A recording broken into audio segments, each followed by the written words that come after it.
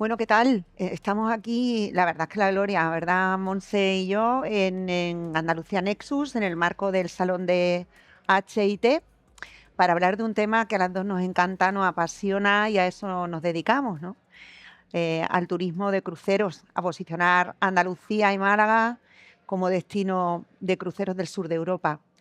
Y queremos hacerlo desde el análisis de la huella social, desde el análisis del impacto del turismo de crucero. Me voy a presentar, soy Esther Molina, soy la directora gerente de San Cruz Andalucía y Mar de Alborán, una asociación que aglutina 9 puertos de interés general, todos los puertos de titularidad autonómica y que nos dedicamos a eso, a promocionar el destino. Y me acompaña Monse, que se va a presentar ella, que es una gran trabajadora también del destino de cruceros. Buenos días, Esther. Encantada de compartir la mañana contigo en ese marco tan incomparable y bueno, muy feliz de que me hayas invitado. Efectivamente, yo trabajo en Calypso Tours, desde hace varios años soy directora general, aunque casualmente me he dado cuenta que hoy es mi cumpleaños número 17 en la empresa, así que voy Enhorabuena, a celebrar enhorabuena, qué bien. con Eso vosotros hay que celebrarlo, el día sí. de mi cumpleaños. Y bueno, en Calypso Tours formamos parte de un grupo de empresas que se llama MH Blanc, pero es cierto que Calypso Tours se encarga más de la rama turística y yo en particular pues me dedico a la expansión de toda la rama de cruceros, que bueno, lo que hacemos básicamente es dar servicio al crucero cuando llega a puerto, tanto de excursiones, traslados, embarque y desembarque y todo lo relacionado, ¿no? Con el negocio. Pues muy interesante porque, bueno, tú y yo hemos hablado muchísimas veces, ¿no? De lo que significa el impacto de un barco cuando llega a una ciudad, a un territorio, de ir muchísimo más allá de la anécdota, por nuestra experiencia, de que llega un barco, atraca, escala, se bajan pasajeros, se suben y se van. Y dicen, bueno, es que el impacto es negativo y tal, pero creedme que estamos hoy aquí, Monse y yo, para demostraros que no es así, para analizar ese impacto y esa huella. Entonces, por tu experiencia, Monse, ¿cuándo empieza realmente el impacto y la huella social de un crucero? Ujú.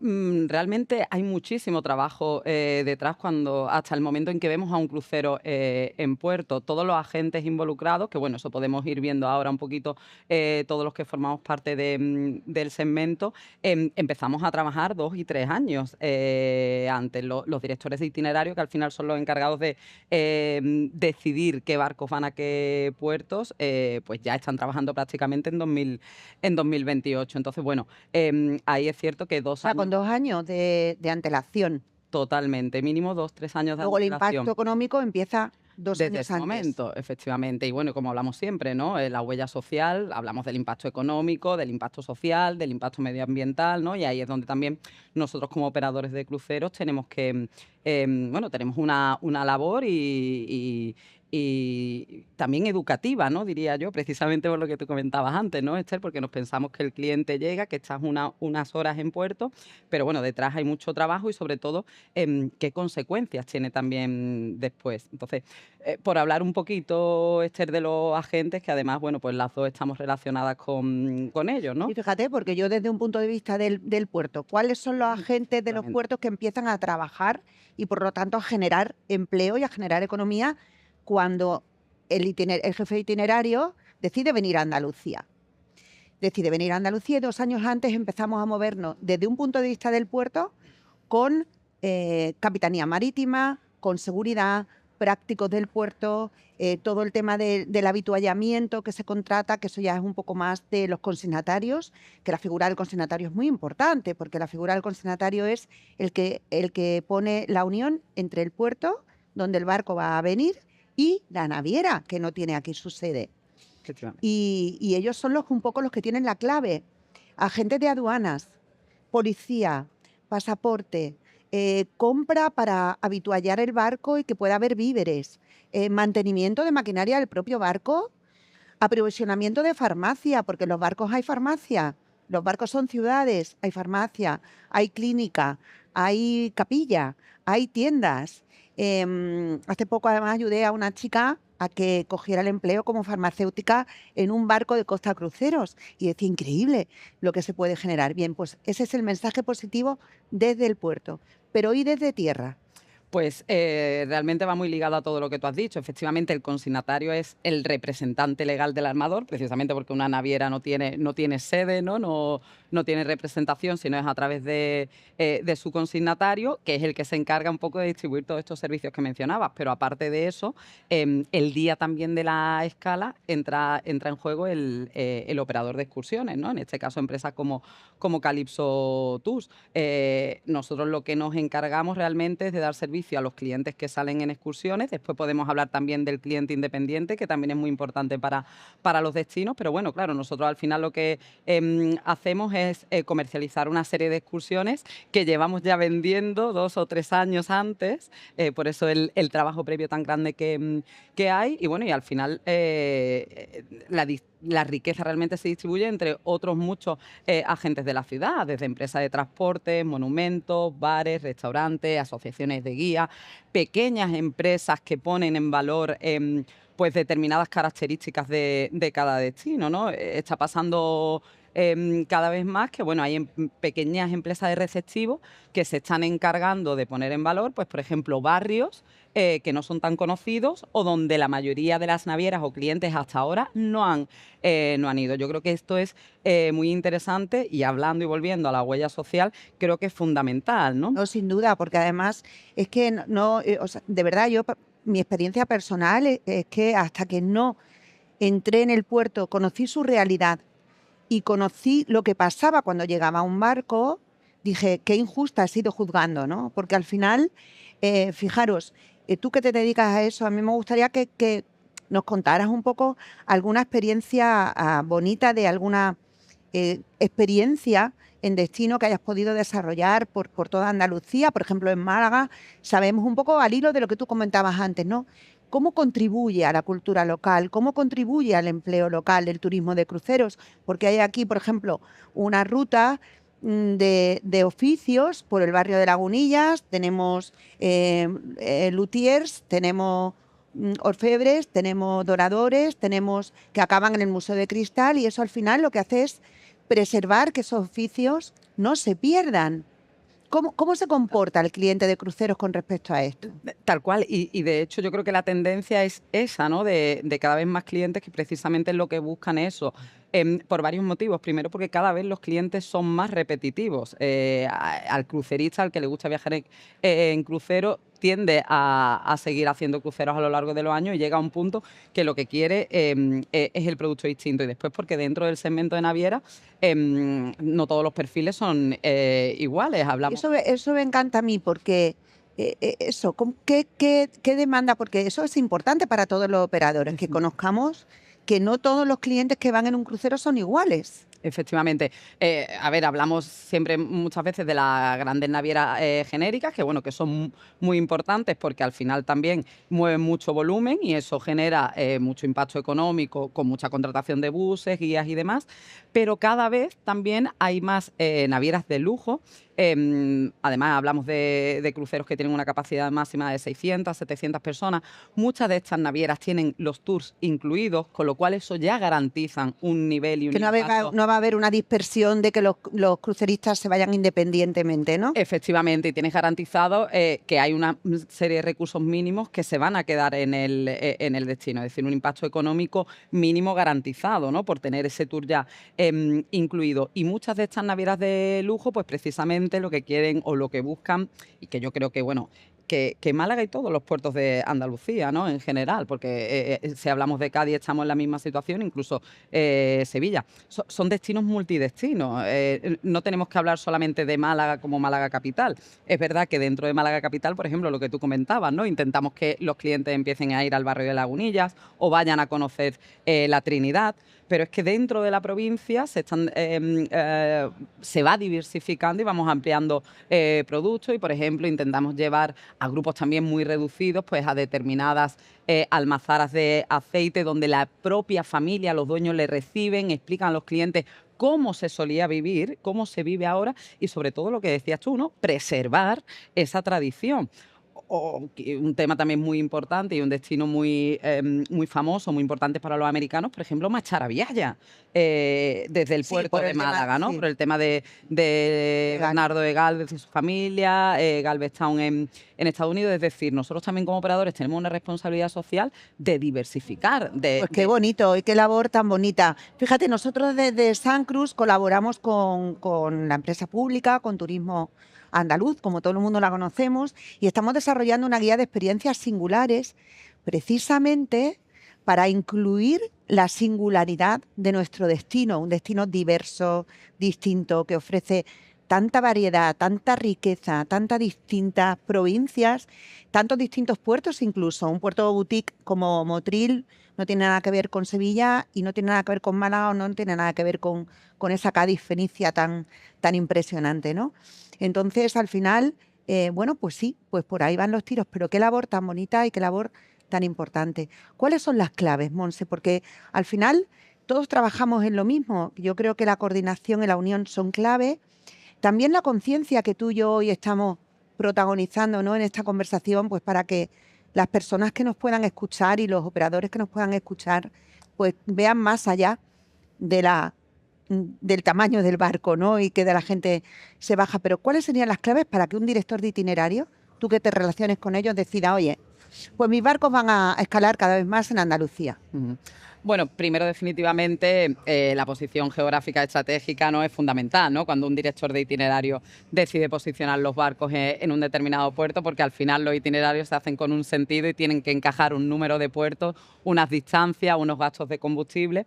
Pero bueno, dentro de eso yo creo que es fundamental que todos los agentes que participamos trabajemos juntos y sobre todo sepamos quién hace qué y haya coordinación entre nosotros. Por ejemplo, hace unos días coincidía con un ayuntamiento local que iba de visita ahora a Miami a reunirse con muchas de las navieras y lo primero que hizo fue llamarme para preguntarme, Monse, vosotros sois agentes de qué naviera. Esto es fundamental, ¿no? Que tanto el sector público como privado trabajemos en conjunción para saber quién hace qué, para dar mejor y mayor información a las navieras, creo que es muy importante. Y después, bueno, pues cada puerto, por supuesto, tiene sus propias características y los puntos a lo mejor en los que hay que trabajar más.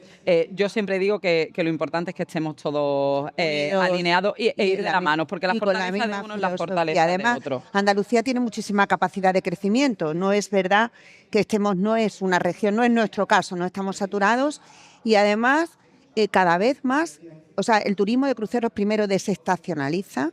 Segundo, hay que decir que la propia naviera se cuida mucho en tema de huella social medioambiental, que no hemos comentado mucho, pero la naviera cuando llega regenera su propia agua, no utiliza agua del destino porque desala, porque regenera, porque limpia aguas, tiene reciclado a bordo, contribuye también en su cocina, ¿no?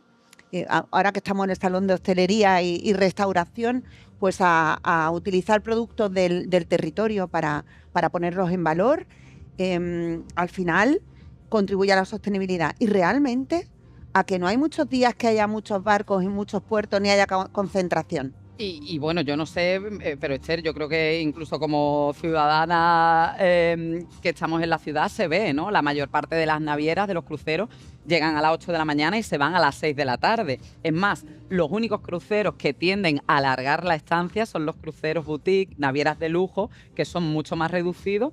Y bueno, y al final también pasan un número más de horas en la ciudad, pero eso es también beneficio para el destino. Y yo volviendo a lo que tú comentabas de la huella medioambiental, por ejemplo, a nosotros como operadores cada vez más se nos obliga a trabajar con unos estándares y bueno, aparte por supuesto de todas las normas ISO que debemos de cumplir, las navieras tienen un programa específico que se llama Travel Life, al que todos los operadores tenemos que unirnos y adherirnos para mantener unos estándares de calidad. Es decir, que las navieras se preocupan. ¿Por qué? ¿Que el crucerista es sostenible?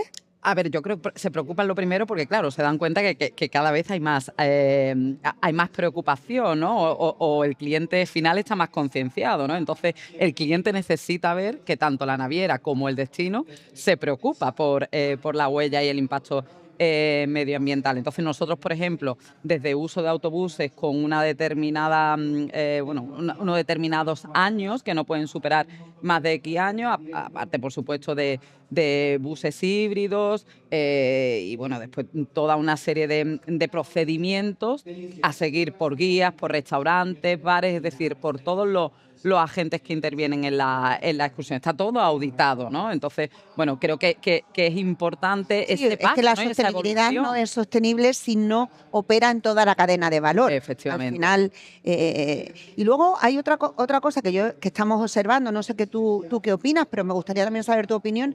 Yo te doy la nuestra desde San Cruz, que estamos observando que ya el crucerista también ha cambiado mucho su perfil. Ya no es ese crucerista en familia, que es bienvenido y genial, ya no es ese crucerista también mayor, sino que también hay cada vez más gente joven, incluso gente que va a un crucero a compaginar sus vacaciones con el teletrabajo o cruceros tematizados. Por ejemplo, Oceania Cruises oferta ahora una experiencia para ver la aurora boreal, pues con astrólogos, ¿Cómo podemos nosotros en Andalucía aprovechar esa tendencia del nuevo crucerista? Sí, bueno, lo primero yo creo que identificar, ¿no?, los distintos tipos de perfiles de clientes, porque es verdad que, bueno, históricamente los cruceristas a lo mejor más mayores o navieras con perfiles familiares, pero es cierto que eso está cambiando. Entonces, bueno, yo creo que tenemos que pensar primero quién es nuestro perfil,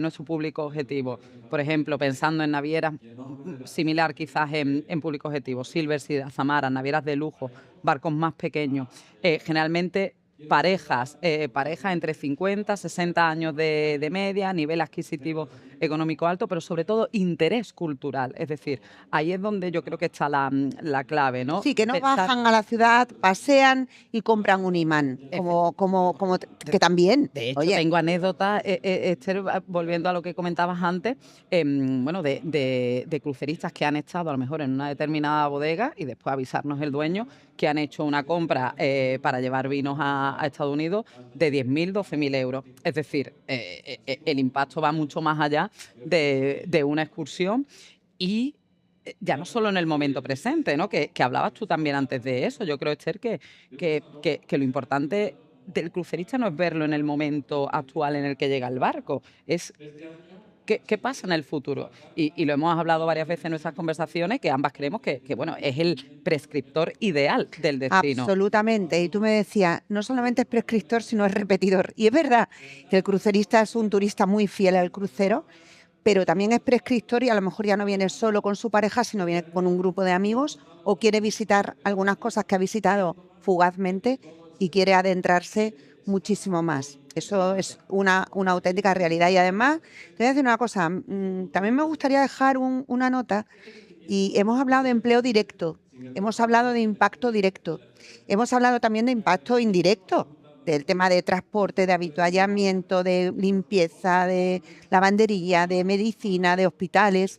Venía una capitana que tuvimos que abrir un hospital para que le arreglara una muela, o sea, que todo eso indudablemente impacta. Pero también hay una renta inducida muy interesante, porque lo que tú decías, esa bodega que la regenta una familia que le han hecho esa compra, al final es dinero que entra en su casa, que entra en su economía familiar y que a la vez le permite consumir.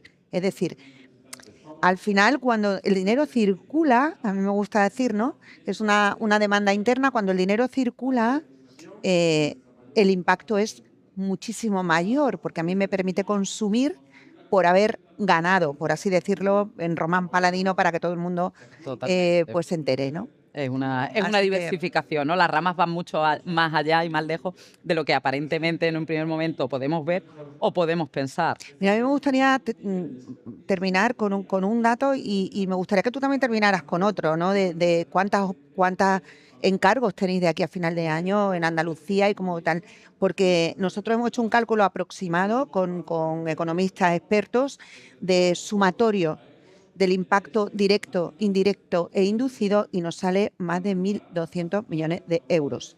Es decir, una contribución al PIB alta y que no es nada desdeñable. Al final tenemos herramientas, tenemos digitalización, tenemos capacidad de gestión inteligente, con lo cual, si lo hacemos bien, saldrá bien. ¿Tú qué opinas? Totalmente. Nosotros, por ejemplo, yo no trabajo tanto con números, pero, por ejemplo, sí que hacemos en los últimos años, intentamos desarrollar un mínimo de nuevas excursiones en destino. ¿Qué implica esto? Pues lo que tú estabas comentando. Si nosotros como empresa tenemos un compromiso de en todos los puertos andaluces crear una media de 8 o 10 excursiones por destino nuevo cada año, definitivamente nos vamos a tener que ir a nuevos proveedores, a destinos que a lo mejor no son tan conocidos, a empresas pequeñas, familiares, con lo cual, pues bueno, al final ahí está el impacto y la huella social de la que hablaba. Pues qué interesante, Monse. La verdad es que tú y yo podríamos estar hablando, porque nosotras no hablamos. Sin parar. Sin parar. Podríamos estar hablando muchísimo tiempo, pero tenemos que cerrar. Yo me conformo de verdad con que las personas que nos escuchen vean en los puertos y en los cruceros y en el turismo de crucero una posibilidad de vía profesional, pero que también me vean un impacto positivo en la huella social que dejan en el territorio. Definitivamente. Yo espero que haya sido así, hayamos puesto nuestro granito de arena a que se vea o se empiece a ver de otra forma. Fenomenal, gracias. Gracias a ti, Esther, un placer. Gracias, un placer. Buenos días.